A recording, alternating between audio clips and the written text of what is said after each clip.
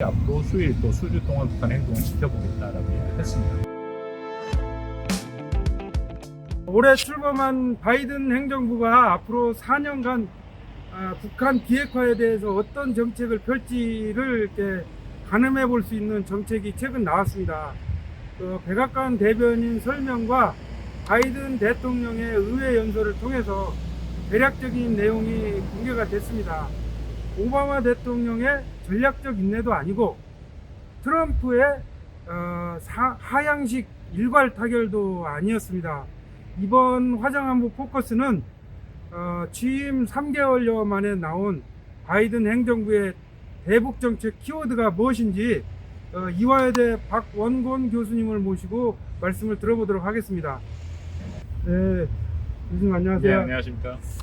젠사키 백악관 대변인이 최근 한반도 비핵화 이런 목표를 제시하면서도 과거 4차례 행정부와는 다른 길을 제시를 했습니다. 일부에서는 바이든식 제3의 길이다 뭐 이런 말도 나오고 있습니다. 이번에 바이든 연설에 좀 키워드랄까요? 그런 게 어떤 게 있어요? 지난 몇 주간 바이든 행정부의 대북 정책이 사실상 공개적으로 공식화되지는 않았지만 주요 당국자, 바이든 대통령을 비롯해서 상당 부분 얘기가 된 것은 맞다라고 판단이 됩니다. 이제 몇 가지 원칙이 지금 확인이 되는데요. 말씀하신 것처럼 이전에 오바마 행정부 때 했던 거나 아니면 트럼프 행정부 때 했던 것이 아닌 다른 방식이다라고 얘기를 하고 있습니다. 첫째로는 가장 중요한 이 비핵화의 목표는 분명히 제시를 하고 있다.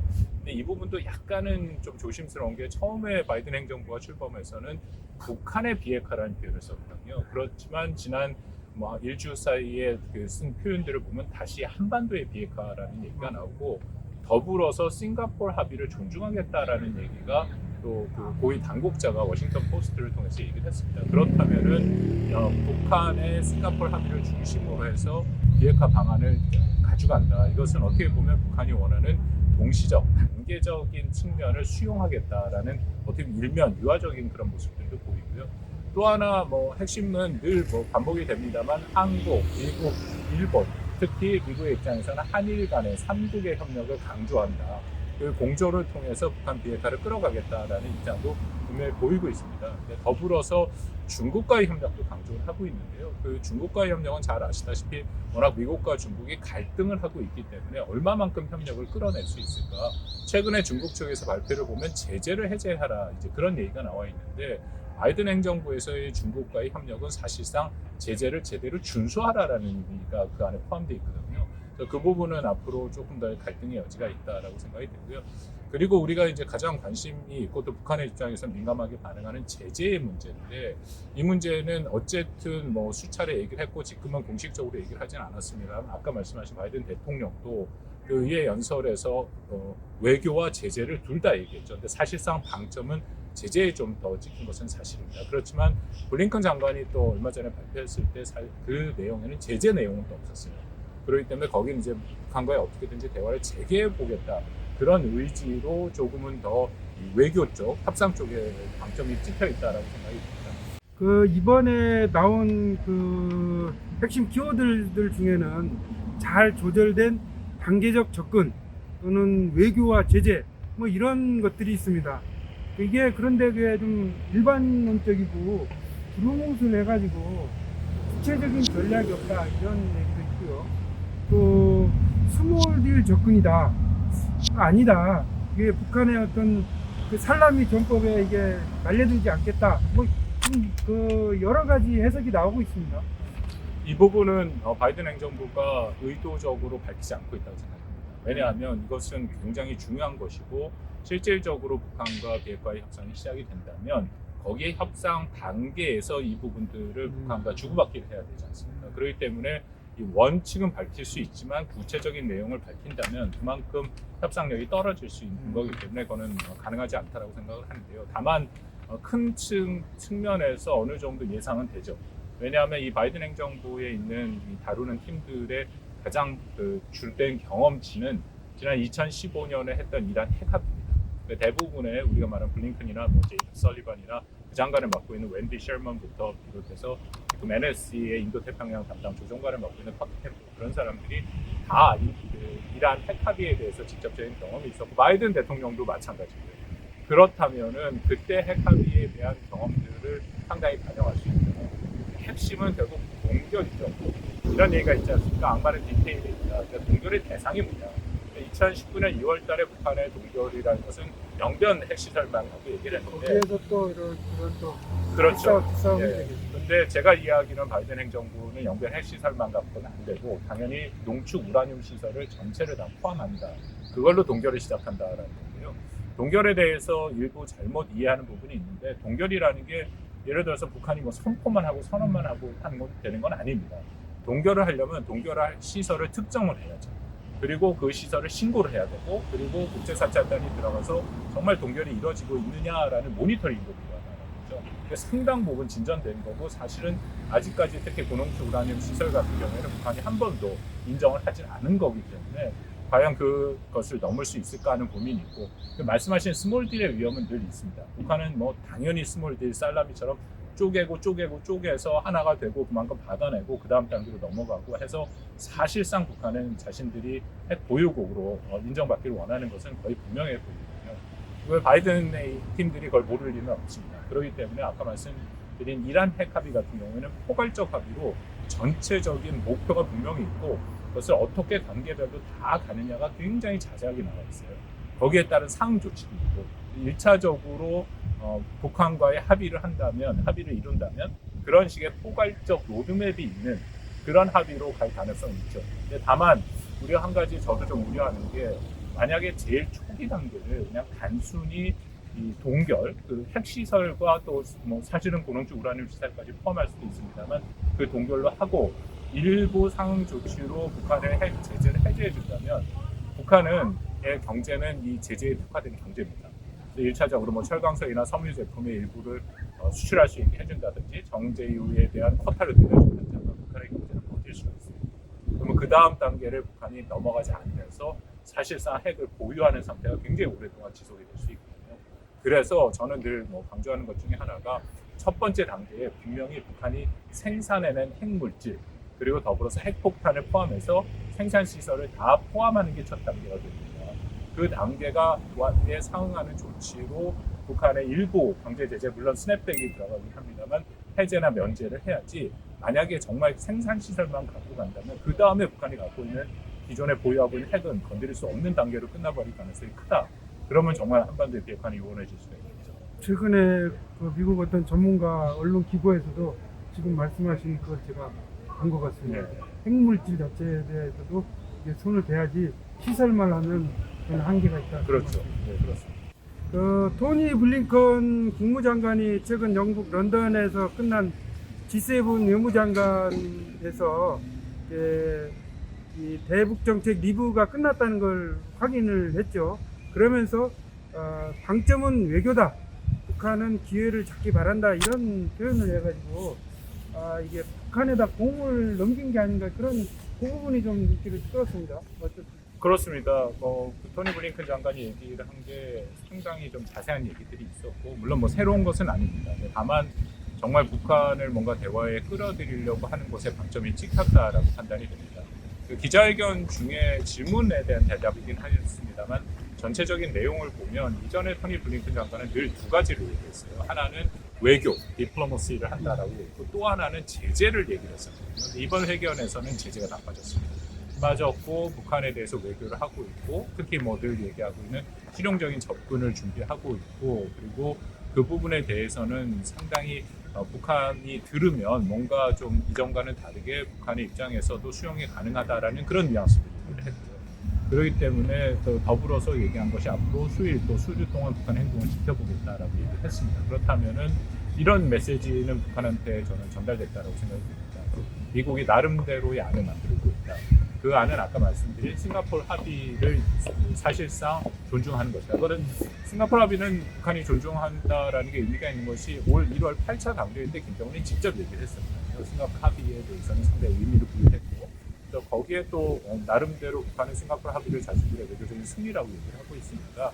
사실 북한의 비핵화가 아니라 조선반도 비핵화고 더불어서 평화체제의 북미관계 개선까지 동시적 단계적으로 돼야 된다라는 그런 의미고, 근데 이번 블링컨 장관 때 얘기한 것은 한반도의 비핵화를 얘기하고 그것을 어느 정도 수용했다라는 그런 얘기가 있었거든요. 그렇다면 북한의 입장에서는 한번 들어볼 만한 수준은 된다라는 것을 보는 거죠. 관건은 과연 북한이 이 정도 수준으로 또 대화에 나올까는 좀 벽에 붙이긴 한데, 어쨌든 바이든 행정부가 현재로서 할 수 있는 최선의 대화로 북한을 끌어들이기 위한 그런 여러 가지 제안들은 다 있다라고 생각이 듭니다. 바이든 연설 내용이 나온 다음에 북한 외무성이 미국을 막 공격을 하고 있는 사이 김여정은 대북 전단을 들어서 한국에 대해서 말폭탄을 날렸습니다. 대북 전단을 제대로 단속을 하지 못했다 그러면서 반드시 후회할 것이라고 이렇게 했습니다. 작년에는 뭐 남북 연락 사무소 이렇게 폭파 이게 있었는데 뭐 이런 도발을 계속하겠다는 건가요? 그러니까 북한의 입장에서는 상당히 준비된 그런 또 일종의 담화들이 나왔다라고 생각이 되고, 일요일 날 하루에 3개의 담화가 나왔지 않습니까? 저는 3개가 주체가 다 다르고 내용이 다르긴 합니다만 다 미국에 대한 압박용이다라고 생각을 합니다. 그러니까 비록 바이든 행정부의 대북 정책이 아직 공식적으로 나오진 않았지만 우리가 말씀을 나눈 것처럼 상당 부분 이미 알려져 있는 거죠. 그리고 북한의 입장에서는 그들이 지난 2019년 2월 하노이 정상회담 깨지고 10월 달에 스톡홀름에서 다시 한번, 그때는 북한이 일부러 그 회담을 다 변려시켰는데 그때 요구했던 것이 미국의 적대시 정책을 선철해하라. 근데 적대시 정책이라는 것이 굉장히 광범위하지 않습니까? 그 의미는 어쨌든 북한이 여태까지 자신들이 할 만큼 했으니까 이제 자신들은 안 할 테니까 미국이 먼저 어떤 선의로 그런 적대시 정책에 철회의 모습이 있어야 어떤 의미는 대화를 하겠다라는 입장이 분명하거든요. 그런 내용들이 이번 바이든 행정부 대북 정책 검토에는 드러나지고 있습니다. 그렇기 때문에 자신들의 입장에서는 이것을 압박을 하겠다라는 분명한 의도를 갖고 있는 것이고요. 그래서 권정근 같은 경우에는 아예 바이든 대통령의 그런 연설 자체를 갖고 문제시를 삼았고, 이거는 또 어떻게 보면 되냐면 3월 15일 날부터 시작한 그때도 한 5개 정도의 담화가 연속으로 나오고 25일 날 북한이 KN-23을 또 미사일 단거리 탄도 미사일 쏘지 않았습니까? 그 연장선상이라고 보입니다. 이미 저는 북한이 지난 1월 8차 당대회 때 얘기했던 힘겨운 정면 돌파 노선을 자신들은 선택하겠다라는 것처럼 일종의 버티기에 들어간 거죠. 그래서 최대치로 미국을 압박을 하고, 물론 그 압박의 수준이 너무 높아져서 미국의 바이든 행정부의 정책이 다 강경정책으로 선회하지 않은 수준까지는 최대한 이 압박을 계속하면서 자신들의 협상력을 최대치로 갖고 그리고 최대한 얻어내겠다. 그런 우리가 능히 지난 30년간 충분히 봐왔던 북한의 전형화된 그런 행동 패턴이다 그렇게 생각합니다. 최근 이런 북미 상황을 보면 마치 북한이 어떤 도발을 일으키나 이렇게 예의주시하는 그런 국면으로 이렇게 가는 게 아닌가 그런 생각도 듭니다. 예, 저는 북한의 도발은 상수화됐다라고 판단이 되고요. 북한이 어느 시기에 어느 수준으로 도발을 하느냐, 그게 중요하다라고 생각이 듭니다. 당분간은 북한이 긴장을 고조시킬 가능성이 높고요. 그리고 지난 3월 15일 담화 공세 때 이미 얘기를 했습니다만, 북한이 더군다나 1월 달에 있었던 8차 당대회 때 김정은이 직접 전술 핵무기를 개발하겠다라고 지시를 했거든요. 그렇다면은 전술 핵무기를 탑재할 수 있는 북한의 미사일이라는 것은 우리가 이스칸데르급이라고 말하는 KN-23이다, 아니면 북한판 또 에이테캠스라고 말하는 KN-24 정도가 있습니다. 근데 둘 다 아직 완전한 실전 배치는 되지는 않았고, 더군다나 거기에 이 전술 핵무기 탑재 여부는 아직도 불명확한 부분이 있거든요. 그렇다면 제 생각에 앞으로 북한이 그 두 미사일 체계, 거기에 이제 KN-25까지 있는데 세 개는 앞으로 계속 발사할 가능성은 충분히 있다라고 판단이 되고요. 또 하나 제가 도발 가능성을 놓고 좀 걱정이 되는 것이 김여정의 담화입니다. 지난 일요일 날 나오고 3월 15일 담화도 마찬가지고 뜬금없이 한국의 이제 전단 문제라든지 그런 문제를 계속 비판을 하고 있거든요. 일종의 명분 쌓기로 볼 여지도 저는 있다라고 판단이 됩니다. 왜냐하면 북한의 입장으로서는 도발을 해서 미국을 압박을 해야 되는데 좀 안전하게 미국을 압박하는 그런 수단으로 쓸 수 있는 것이 바로 대남 도발이죠. 그러니까 한반도의 긴장을 고조시킴으로써 그럼 당연히 그렇게 되면 바이든 행정부에 대해서는 압박이 되고 바이든 행정부도 그 부분에 대해서 대해서 신경을 쓸 수밖에 없고, 그렇지만 이건 또 미국을 직접 겨냥한 것은 아니기 때문에 바이든 행정부의 정책이 일순간에 강경책으로 선회하지 않도록 하는 방안, 그런 부분들이 걱정이 되고, 이미 지난 3월 16일 날 김여정이 담화를 통해서 다 밝혔습니다. 예를 들어서 조국평화통일회, 조평통을 뭐 해체하겠다, 아니면 금강산 이 국제 총국을 없애겠다, 더불어 나아가서는 9.19 군사합의 파기까지 가능성을 얘기했으니까 9.19 군사합의 파기 같은 경우에는 해안포함도 쓰면 끝납니다. 그런 식의 어떤 그 도발의 가능성은 저는 늘 열려있다 생각을 합니다. 북미 간 상황이 이렇다 보니까 그 임기 1년을 채 남겨놓지 않은 문재인 정부로서는 사실 남북관계 개선이라는 것을 가장 큰 치적으로 이렇게 남기고 싶어 하는데 그게 쉽지 않을 것 같습니다. 그래서 이번 달 21일 날 한미 정상회담에서도 대북 공조에 관해서 어떤 얘기들이 나올지 관심이 되고 있습니다. 뭐 저는 우리 정부가 좀 긴 호흡으로 갈 필요가 있다라고 생각합니다. 왜냐하면 정부가 노력을 덜하거나 노력을 못해서 이런 일이 발생한 것은 분명히 아니거든요. 오히려 뭐 우리가 지난 특히 2018년 이후에 2019년 2월 이후에 봐왔습니다만 정부는 노력을 너무 많이 한 것이 문제죠. 그것은 전적으로 북한이 남북관계를 북미관계 하위에 두고 한국을 의도적으로 배제하고 오히려 한국을 그렇게 비판하는 그런 관계로 가져간 것이 문제라고 판단이 됩니다. 그렇다면 현재 상황에서 우리 정부가 북한에 대해서 꾸준하게 북한이 거절했던 것들, 수없이 거절했던 것을 다시 꺼내면서 얘기를 하는 것은 우리의 협상력을 굉장히 낮추는 것이고요. 오히려 북미 간의 앞으로의 대화 재개의 측면에서도 한국이 할 수 있는 역할의 공간을 훨씬 줄이는 것이다라고 생각합니다. 저도 21일 그 대통령 가서 한미 정상회담 굉장히 의미 있는 회담이라고 생각하고, 하지만 우리 정부가 또 대통령이 너무나도 좀 북한에 대해서 유화적인, 북한을 대화 테이블에 앉히는 거에 중점을 둔 그런 제안들 이미 많이 얘기가 되고 있습니다만 아마 종전선언을 얘기할 가능성이 매우 높고요. 그리고 또 하나는 이 남북 합작 사업, 예를 들어서 금강산이나 개성 같은 것을 제재, 면제나 유예를 해서 북한을 협상장으로 끌어들이자, 그런 제안의 가능성도 있는데 저는 그 둘 다가 쉽지 않고, 또 바이든 행정부 입장에서는 둘 다 바뀔 가능성이 상당히 많습니다. 왜냐하면 둘 다가 바이든 행정부가 얘기하는 가치에, 특히 권위주의 체제에 대한 문제를 제기하는, 인권 문제를 제기하는 그런 정부가 북한이 아무것도 안 했는데 이방적인 어떤 종전선언이나 또 제재 면제를 해주는 것은 거의 불가능하다라고 생각이 됩니다. 그렇다면 이것은 바이든 행정부 전반적인 외교 정책의 기조를 흔드는 건데, 저는 그거보다는 현재 분명히 한국과 미국 사이에 대북 정책에도 좀 시각의 차이가 있습니다. 제 생각에는 바이든 행정부의 제1 관심사는 당연히 대중 정책이고, 거기에 한국이 어떤 입장을 보일 것이고 참여 여부를 구체적으로 물어볼 가능성이 있는데, 거기에 대해서 우리 정부가 입장을 잘 정리해서 대비하는 것이 어떻게 보면 더 중요하다고 생각합니다. 바이든 시대에 북한과 미국 간의 기싸움이 점차 가열될 전망입니다. 잘 지켜봐야 될 것 같습니다. 오늘 바쁘신 시간 내주셔서 감사합니다. 감사합니다.